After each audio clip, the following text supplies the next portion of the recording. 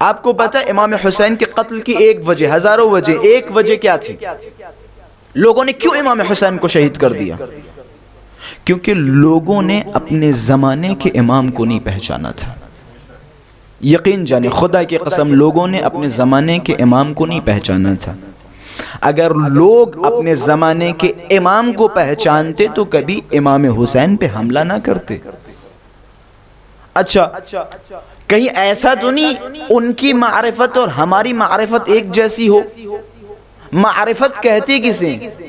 معرفت، اگر آپ معرفت بمعنی پہچاننا یا ان کا نام جاننا، ان کے جد کا نام جاننا، ان کے فضائل جاننا، اگر یہ معرفت ہے تو میں معذرت چاہتا ہوں، کربلا میں جو لشکر یزید آیا تھا نا، وہ بھی امام حسین کی اس طرح کی معرفت رکھتا تھا۔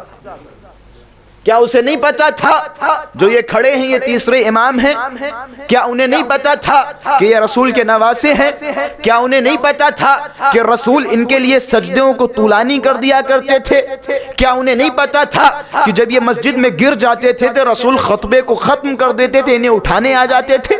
کیا انہیں نہیں پتا تھا؟ پتا تھا۔ پھر جو چیز ان کے پاس نہیں تھی وہ کیا تھی؟ انہیں سب کچھ پتا تھا، لیکن ان کے دل اطاعت سے خالی تھے، ان کے دلوں میں اطاعت نہیں تھی۔ میں نے بارہا ایک جملہ کہا ہے، میں پھر سے اسی جملے کی دوبارہ تکرار کر رہا ہوں۔ وہ افراد جو میرے اس جملے کو سمجھ گئے سمجھ گئے، اور جو نہیں سمجھ پائے واہ ویلا۔ معرفت کا معنی شناخت نہیں ہے، معرفت کا معنی پہچاننا نہیں ہے۔ مثال کے طور پہ مجھے فلاں صاحب کی معرفت ہے، یعنی فلاں صاحب کو پہچانتا ہوں، یہ ہمارے اور آپ کے لیے معرفت ہے، لیکن جب ہم اہل بیت کے لیے معرفت کہیں گے تو یہاں محض پہچاننا معرفت نہیں ہے، یہاں معرفت سے مراد ہے اطاعت۔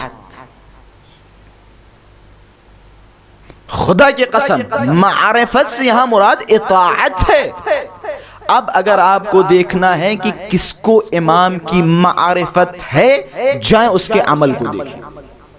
اگر اس کا عمل معصوم کے عمل کے مطابق ہے تو سمجھ جائیے مطیع معصوم ہے اور اس کے پاس معصوم کی معرفت ہے، لیکن اگر کسی کا عمل معصوم کے مطابق نہ ہو تو یقین جانے آپ وہ چھوڑے، وہ فلاں ہے، وہ فلاں ہے، وہ فلاں کرتے ہیں، میں اشارے کر رہا ہوں، ماشاءاللہ سے سمجھدار ہے، وہ فلاں کرتے ہیں، ارے ان کے دل میں فلاں بہت زیادہ ہے۔